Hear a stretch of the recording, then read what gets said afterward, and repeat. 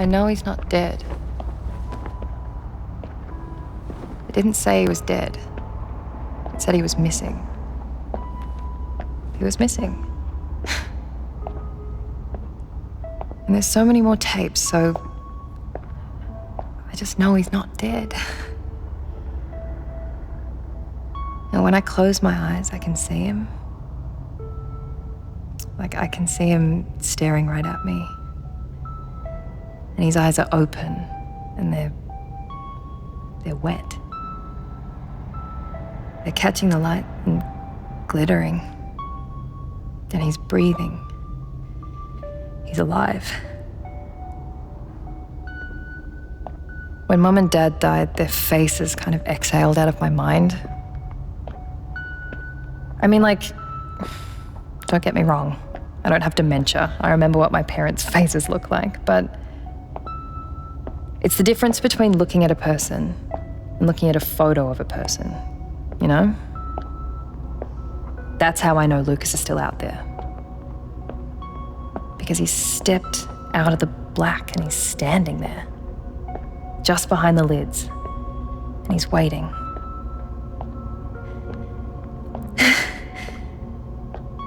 I know it sounds crazy, but like, what does that even mean anymore?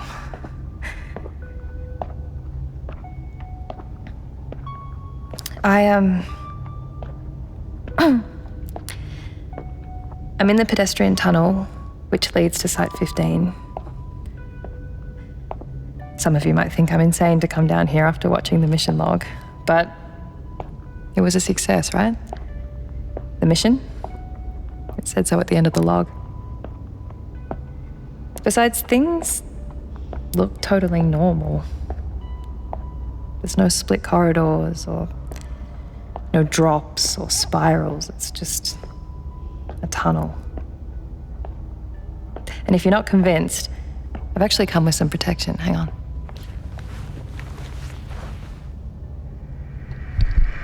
So what you're listening to is the loop of the audio from the BPS. It's the tape player that Lucas stole from the site and what the team used on their mission. I'm listening to it on headphones. See, I did a lot of thinking before coming down here. And I've been able to put some things together. Okay, so whatever's coming out of this place had something to do with sound. That's why the team was so worried about taking their helmets off, because they didn't want to let any sound in. And I reckon Stitch developed this tape, this BPS, to counteract it or something. That's why Stephen and Basili were so keen to get it back. And that's why Lucas survived the attack at his house, because he still had it playing. Anyway, I managed to pull a section of the audio from Lucas's recording in episode 5. I've got it on loop. Protective tinnitus. Look, it's no spacesuit, but it'll have to do. And to be fair, I don't think I'll need it. If it's looking like anything's off, or if anything doesn't line up with Lucas's description of this place, then I'll just leave immediately. I can't shake this idea that there's something wrong with the tapes. Like whoever put them together is deliberately leaving things out. Or like skipping over things. Important details. Don't worry, I will keep listening. It's why we're here. But all I need to do is find a way to get in contact with the task force. I need to speak to Basili or Stephen and ask them about Lucas. Okay. I'm at the end of the tunnel. The door's here, just like Lucas said. It's a small metal door hidden under the stairs.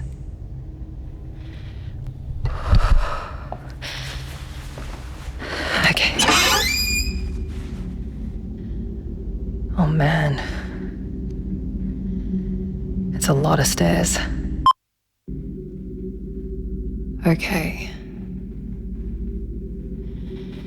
I'm in the foyer. It's nothing out of the ordinary. Honestly, it matches Lucas's description perfectly. There's no weird distortions like in the video. It's just normal. If I sound tense well, I mean, yeah, it's fucking creepy. It's like completely dark. Like you can almost taste the dark. It's like breathing through a pillow. To be fair, I think it might just be in my head. Honestly, there's really nothing. It's just concrete. I've checked the desk. It's totally empty. If there was any other furniture, it's long gone. Well, honestly, it doesn't give me the best feeling about the rest of this place. By the looks of it, they've completely emptied it. Bleached it, as Lucas would say. Oh well, I'll keep looking. There's bound to be an address or a phone number or something.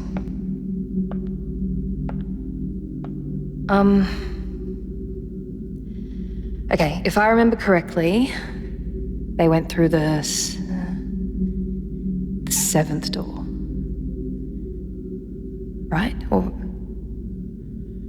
was it the 10th? No, it was the 7th. Hold on, wait. 1, 2, 3, 4, 5, 6. Okay, 7th. Yeah, this looks right. Hello? Okay. So it's like the room from episode 2. That L shape. The bunks and lockers are down the end, and the desks are in the middle, pop riveted to the floor. I'm guessing an altar with the alarm lights down the other end. The only difference is that it's a lot bigger. Like it's a lot bigger. It's so big I can't even see the ceilings.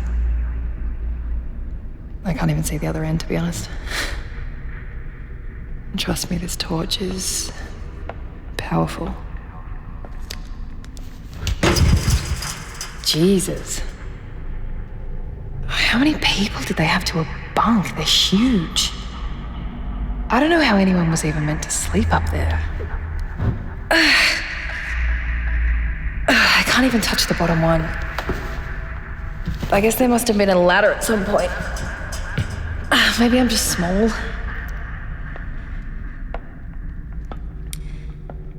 Okay, I'm at the desks.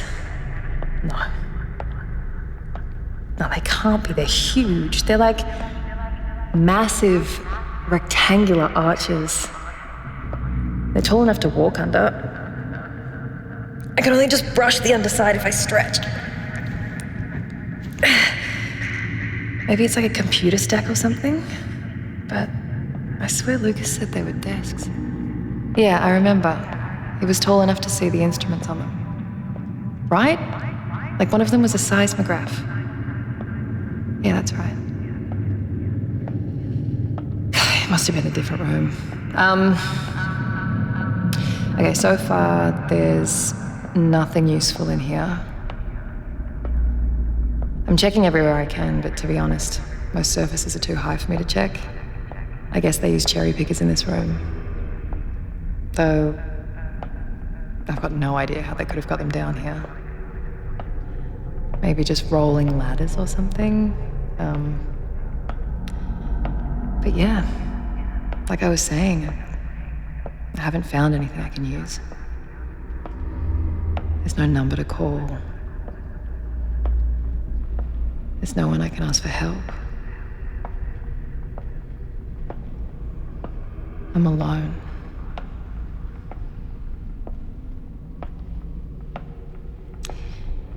I'll keep looking. Okay, I'm coming up to an altar, I think.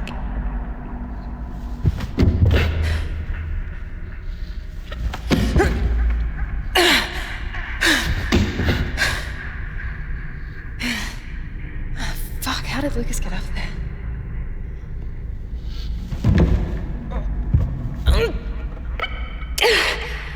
Fuck!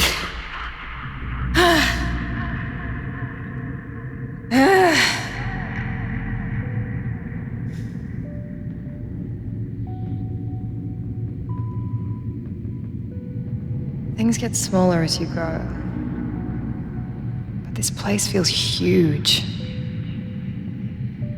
It's like a void, or like a black hole.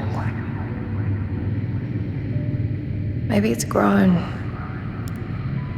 stretching out in the dark like an old mushroom. Or maybe I've shrunk.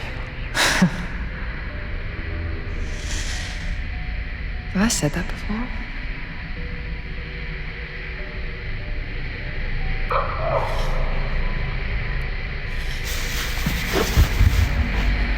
Hey. Hey! Hello? Basili! Hey, Basili, it's me! It's Leyna! I'm looking for my uncle. I'm looking for my...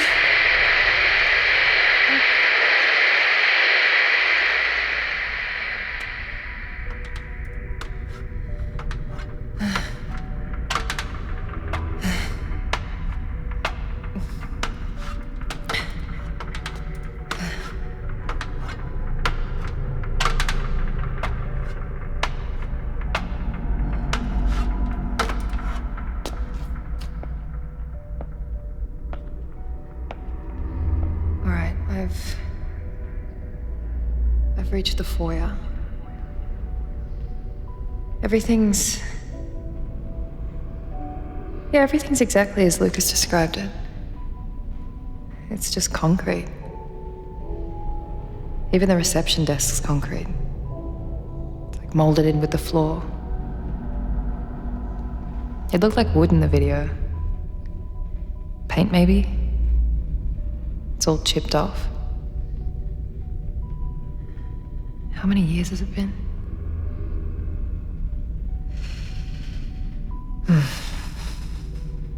I'm sorry if I sounded scared, by the way. It's really dark down here. I mean, like, really dark. Like, it's so dark you can even, I already told you that. I think. Yeah. I'm just glad for this torch, really. Okay, like I said, there's really nothing here. But it's only the foyer, so I'm probably gonna have to go deeper before I find anything.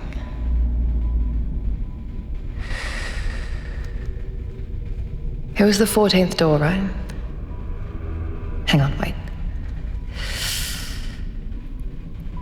Eeny, meeny, miny, mo.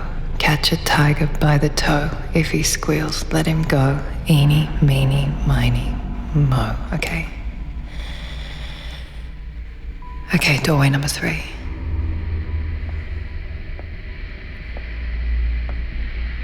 There's no doors on this one. Looks like they've all been knocked off. It's a long, dark corridor ahead.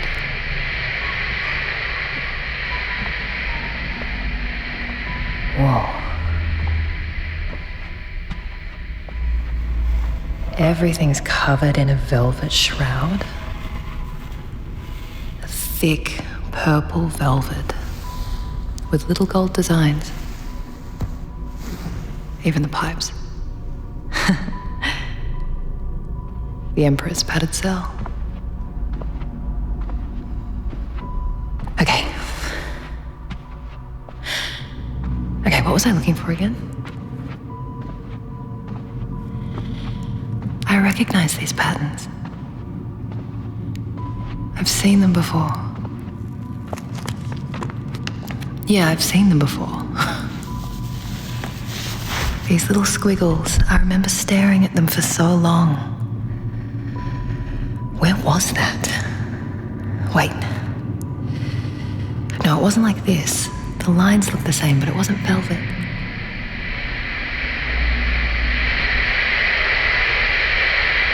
Yeah. Exactly. Big, cheap porcelain tiles with the same fake material veins.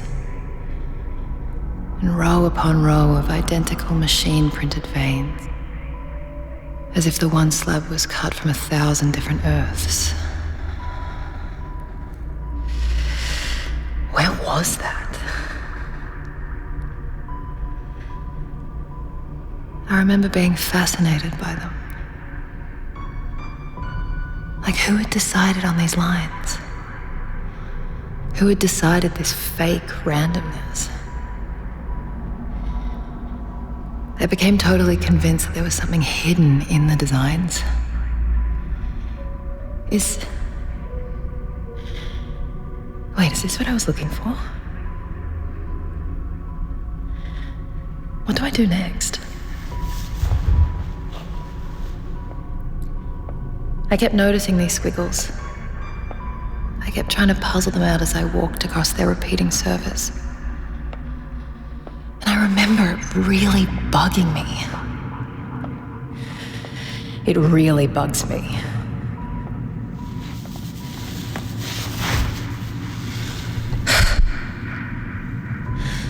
One day I decided to sit down and work it all out. At first they were just squiggles, but then I started to see little shapes in them, like landscapes or characters. See? That one. That looks exactly like Winnie the Pooh. Just his little head poking out from underneath a tree. But it feels like there's something more. I remember I kept staring. And the shapes and figures, they kind of fell out of focus. Yeah, exactly. They started to shimmer. Like cling wrap being pulled over your eyes. And everything becomes just vibration.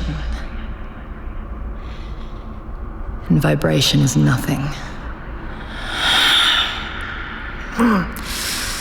Where was that?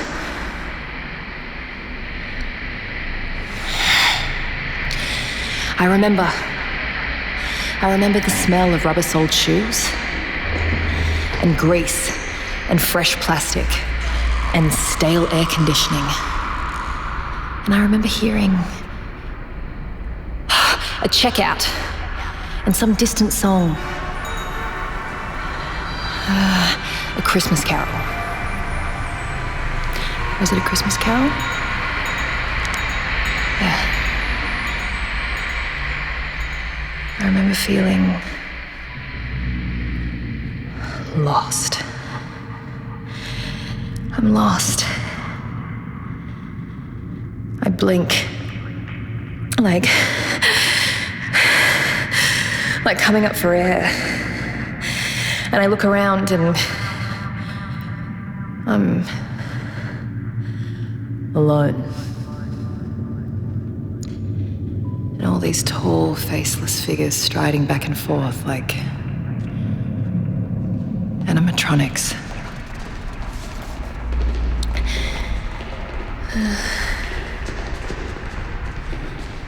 Excuse me? Excuse me? Have you seen my dad?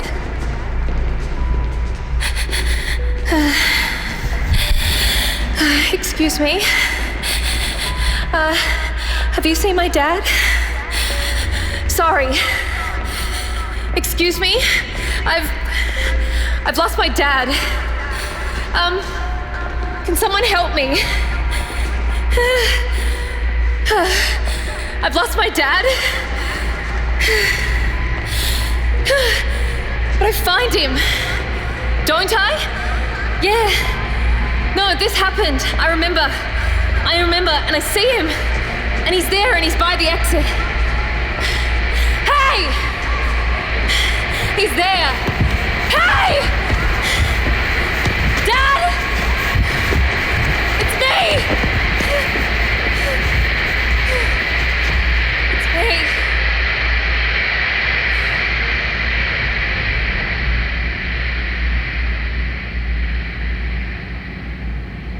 What happened?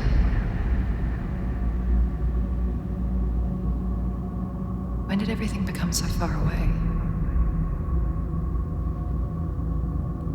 I remember, or at least I think I remember when things were near. Like there was a wall here, I was leaning on it. Where'd it go?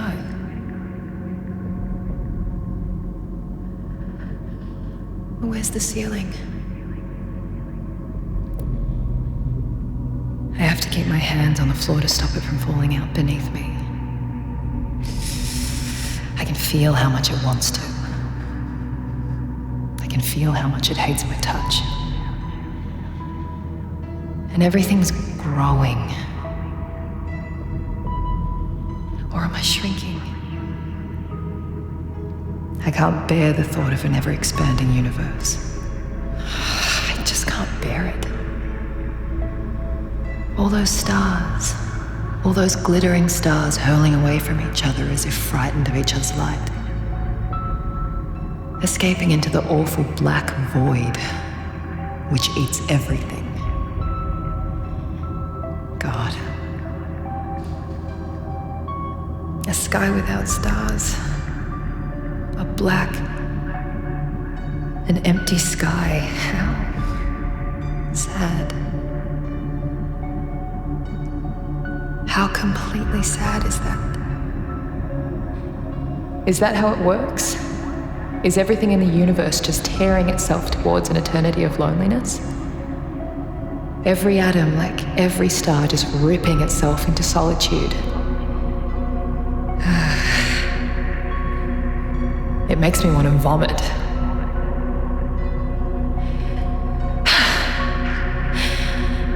What happened? When did everything become so far away? I remember, or at least I think I remember, when things were near.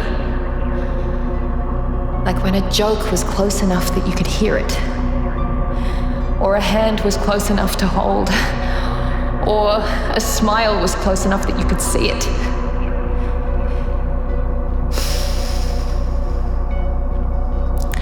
I was driving. I was driving for days. And I was searching for someone beyond the horizon, but the horizon wasn't coming any closer. I might have imagined it, or I might have been sleep deprived, but the horizon just kept stretching and receding, running faster than the van could go and faster than the speed of light. Oh, I wonder where all these kids meet now. Or if there even are any. All eaten up by combines and endless fields of weltering sunflowers. Swallowed by the void. Swallowed by the void.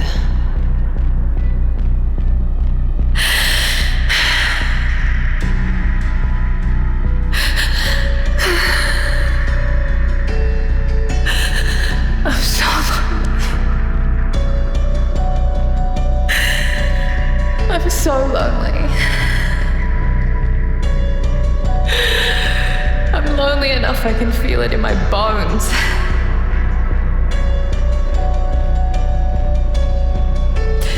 It's like an ache. They're like reverse growing pains. God, I wish you could answer back. I wish you could help me. Tell me. Just tell me where to go. Tell me you're there.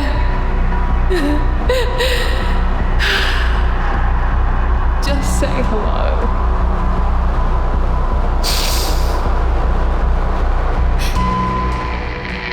Hello? Hello?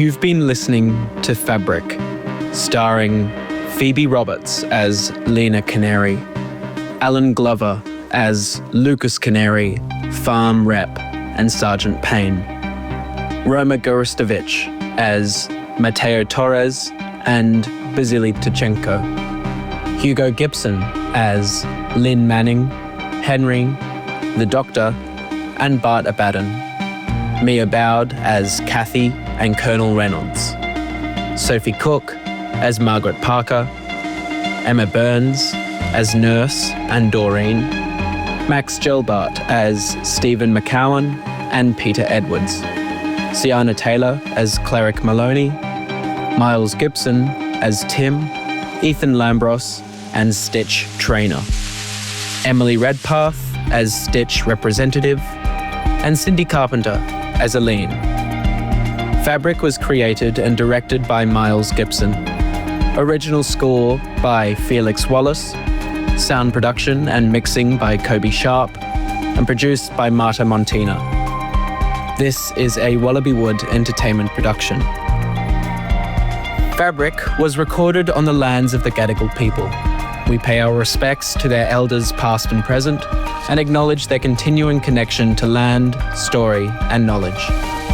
If you've enjoyed this show, please consider rating and reviewing Fabric on your podcast platform. It helps us reach new listeners and keeps the signal alive.